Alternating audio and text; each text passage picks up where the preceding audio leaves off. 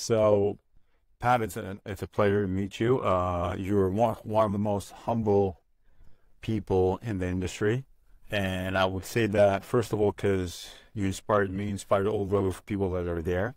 I love your videos, I love the material you put out there and the info. Um, and you're one of the least people out there that they promote their mentors, if I may say, because no one invented the wheel. We're just trying to use it more efficiently. And thank you for that. It was an amazing weekend. What made you rethink the big pattern? Is Yeah. I think I've always wanted to train and learn for a purpose. So, I've been an athlete and I wanted to train to be a better athlete and to learn from whoever it could be that could actually help me and facilitate that journey. And so, I've learned from so many people along the way that it's kind of crazy. And like, it's all been sort of a learn by doing, learn by effort.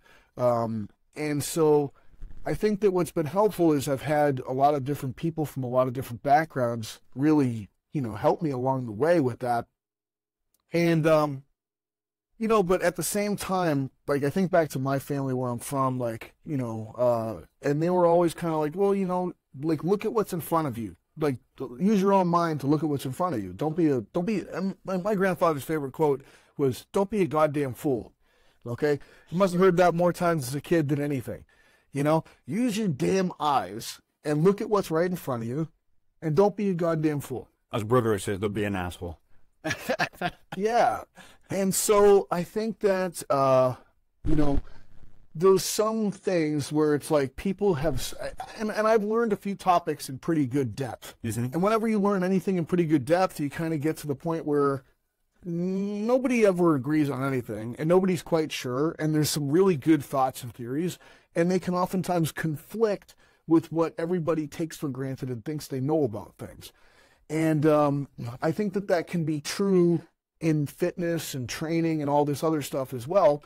And sometimes what gets thrown out as the basic information is oftentimes contradicted by the coaches and the experts who are at the top of the food chain. And so, when it came to like strength and conditioning, for instance, when I started, as I was talking about in the seminar, like the only cue that existed was chest up, butt back, shoulders back and down. And it was for everything. And then, I met other people that were really top of the food chain, people like a Bill Hartman, and discovering that the rib cage shouldn't just be like projected forward like this. It can lock up movement, and the shoulder blades don't need to be held down in one position. They need to move and be free. And, in fact, the pelvis probably should be under you, not a mile out behind you. So it was kind of like, What the hell happened? Yeah. Is everything wrong? And you kind of find out nothing's wrong. It has sort of its place and time, and context becomes the ultimate thing that matters. How much context are you aware of? In this instance, chest up, butt back, shoulders back and down actually makes sense. Yeah. And then these 10 instances, it might not make sense. And something else might make sense in these things. And it takes a deeper dive and a greater exploration. Understanding. Absolutely. And before you know it, it's like, I don't think that there's any singular truth that exists. I think truth is actually just more perspectives of viewing something. Yeah. And, like I've been telling this story for a long time. Like I really view the journey through life a lot like going up a mountain. And unless you're the one guy from the movie Free Solo that just goes up the mountain, the rest of us have to circle around the mountain.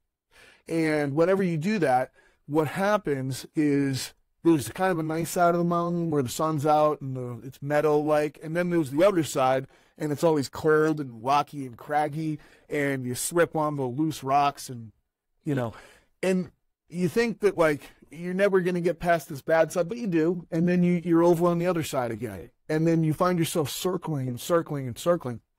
And a lot doesn't necessarily change in life. But what should change as you kind of ascend your life journey is you have a new perspective. and you have a greater vantage point to be able to see things from. And I find that to be the most important part of my experience that I've had throughout life is you're going to have your struggles. You're going to have your success points. Own them. Yes. And keep putting one step in front of the other. You know, like this experience is going to pass. You're going to have another one that's going to pass. But can you continue to ascend and gain greater clarity of vision and understanding on the big picture of your life? We can see that from, you haven't built a system. You've built a method on specific principles. And that's why I can say it's more of axioms of training, if I may say. Yes. Which are what's your perspectives, and if I can say, what are your, we called about Ray Dalio principles. What are your principles on rethinking the bank? I mean, I think that the most central topic of it is probably this idea of ground as the most important variable as it pertains to sports and as it pertains to exercise. And I define ground as, you know, interacting with external support and interacting with feedback from the environment as well. And, you know, I kind of categorize athletes as being on the spectrum of high ground to low ground. Mm-hmm. And low ground athletes are ones that interact with very little ground, and examples could be Olympic high divers or half-pipe skateboarders or half-pipe snowboarders. And then on the other side, high ground athletes, you get your power lifters, American football linemen, and completely opposite characteristics. Their low ground athletes need to be able to turn and tumble through space. And the high ground athletes need to avoid being turned and getting tumbled in space. More contact. Yes. And so the adaptations that let you avoid being tumbled and turned are almost the opposite of the ones that allow you to tumble and turn in space. And when I think of, and it's like the football players and the powerlifters, they're interacting with unbelievable levels of external stimuli that's stable. And the low ground athletes are interacting with practically no external stimuli. Kind of. Yes, it's like kind of free flowing. There's nothing to push against. There's nothing to resist against. And so exercise can be on the same spectrum of high ground exercises and low ground exercises. It's a squat pattern, but there's high ground squats like a hack squat or a pendulum squat.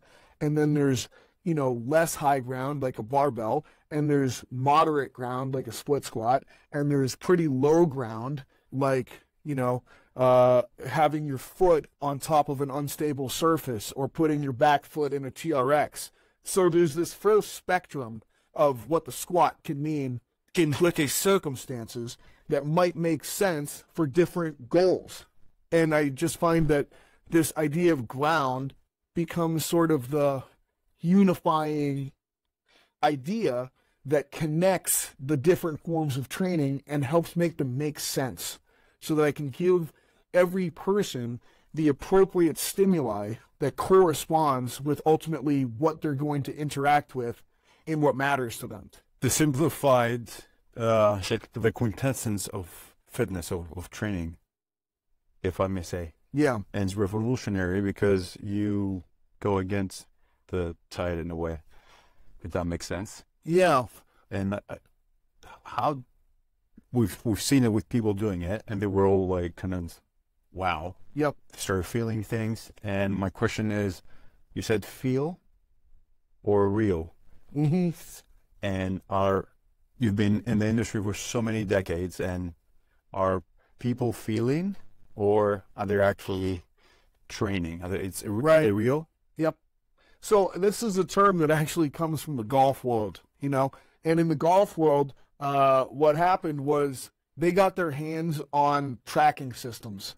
Like literally like the things that they would use to track missiles for the military, they started using for golf. And so they could measure the the swing velocity, the ball velocity, the spin rate of the ball, the launch angle of the ball, all of these things. And what happened was they could actually begin to decipher what were the predictable parts of a golf swing that would produce the right, end product of the golf ball trajectory and launch. And so what's funny is like guys would think that something felt right in their swing, but it actually was wrong. And so they started talking about feel versus real. Like, I don't care if that feels right. It's wrong in terms of the way the objective data sort of spits it out. And so, what I was, some of the things I was talking about were that there's exercises that people like, and I would say 99% of the people in the world, the thing that drives their decision-making with exercise is, what does it feel like? They're chasing sensations. Oh, I felt out of breath. I felt like that really made me sore. I felt like, this, and the other thing. And it's kind of like, yeah, but did that actually drive results? Were there any adaptations? Was there anything? Yeah. And very few people are aware enough of, like, the thing that you're actually training for is a specific result. And the feeling that you're getting doesn't necessarily correspond with what creates that result. And one of the more common ones that gets brought up nowadays is for hypertrophy. Like, we're seeing the research shifting and showing that you need these lengthened positions with the muscle combined with large resistance moments on them to be the peak driver of mechanical tension that's going to promote growth. And that might not feel like something that gives you the big pump. You think like you give you the big pump might be like a glute thrust.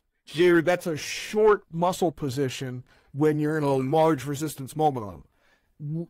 But just because you feel like you get a big... It doesn't mean that that's actually the best approach to give you the real result that you're looking for. So it's a very interesting concept. I'm not going to give it away because whoever wants to know more should be in one of your workshops. Yep. To give answers to that. You're going to throw it in there. How is Pat? How am I? I mean, I'm doing all right. I think that life can be challenging. Life can throw you all kinds of, obstacles. But, it's like, I think that the most important thing for me is maintaining myself, maintaining my composure, maintaining my values, regardless of circumstances. And moving more, and I'm certainly not perfect by any stretch of the imagination, but understanding that and trying to move in that direction more and more is maturation. It is development. And, with knowing that I'm on a journey like that, it makes me feel good about myself, that I know that I can show up for things and I can be a good father. I can be a good family member. I can be a good teacher. I can be a good fill in the blank. And stepping into those shoes of having more integrity and being more of an adult all the time, that's a good feeling that I take away. I'm not sure if you've had that question before because, yeah, we need to know, what I mean? Like, you travel, you try to train, you're a father, you're a coach, you're a husband, yep. You're a son, you know what I mean? There's so many aspects, and all the time we talk about training. Yep. But all that composure for you being here, delivering all this knowledge, how's Pat? Well, right. Yeah, I do. Right. I'd say, yeah, like I said, it's, life's not easy. It is not easy. But, I think that the central part of me that is able to deal with all of these pushes and pulls of life and return back to a central place of, you know what? I'm me, I'm okay with me, I like me, and all of these other things are temporary experiences that don't necessarily change me. That's the part of life that I'm experiencing and exploring the most right now. And, it's not the woo woo stuff, and like I don't need, like I'm not looking for the healing journey, none of that. It's like no, I can remain a rock solid person regardless of whatever's coming my way. I'm saying this because it's not about unicorns and, a rainbow. Absolutely. Rap, because, with all the information, back in the days we had forums. I was trying to connect and find out about Lao and people like him, who was the first, and then you've been through hell and back, and you kind of nourished all that and inspiring people. And you, to be honest, all the material in your book, that's like peeling off so many layers of crap. Mm-hmm. And you're going, look, all my life is in this. Take it, now use it, and I'll teach you how to do it. Right.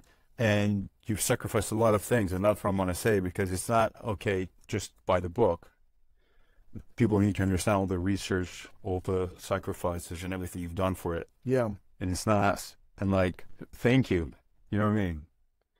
Well, thank you for, wanting to sit down and talk. It's like I've spent most of my life with nobody caring what I have to say about anything, so it's always like, for me, it's a real privilege to have someone be curious and want to know, like, about what it is that I offer in terms of, teaching about exercise, and also who am I, so that's a gift. It is for all of us. Yep. I'm looking forward to next workshops. Yep. What's ahead? What's the plan? What's coming up? I'm doing a joint session with Chasm in N1 in Colorado. Nice. So that's going to be fun. That's going to be in the middle of May. Okay. And I'm going to just be teaching med ball training and sprint training, and he's going to be doing his hypertrophy thing. Mm-hmm. And then from there, I'm going to be doing something in Slovakia. Okay. Another one of these seminars in June. And then I've been talking with a gentleman in England about doing something in London and possibly the Netherlands coming up in August. And then, I've always got a couple other things trying to be in the works. Those are the in-person things. And in the beginning of May, I'm excited about this one. I'm going to be teaching a writing workshop. Wow. So it's going to be on improving writing skills for fitness professionals primarily. And so, yeah, and I just look like we live in this age now of social media, emails, text. So much of your communication is written. And I think that improving in your capabilities in those areas is going to make a big impact on people. I've seen 1 million business courses over the years and 1 million marketing courses. And I'm like, the people that I see that are the most successful are the best storytellers and communicators. And there's affinity there with communication, no affinity. Nothing. So there are kind of approved but better approaches to storytelling. So I want to guide people from. I witnessed it. Yeah. How do you, from the ground up, how to build a sentence all the way to how to tell a big story. And, I think that it kind of reminds me years ago, Brett Bartholomew had conscious coaching. And it was kind of this big white space that people weren't aware of, the psychological parts of coaching and the connections with the athlete. That was an amazing book. It is an amazing book. And I think that this one is hopefully something similar, where it's like, people are working on program design, and they're working on biomechanics, and they're working on nutrition, and they're working on social media. We're going so close that we're actually missing the picture. They're missing it, They're working on business, and it's like, you know what? The best of the best, the people that I look and follow, and that, like, they are the best communicators and storytellers, and they create great narratives around the topics that they deliver. And there are frameworks and principles, and when you understand them, you see why they're so successful. I'm looking forward to that, actually. Yeah. Pat, thanks so much for your time. Thank you. It was a pleasure, and hopefully see you soon. Hope so myself. Thank you.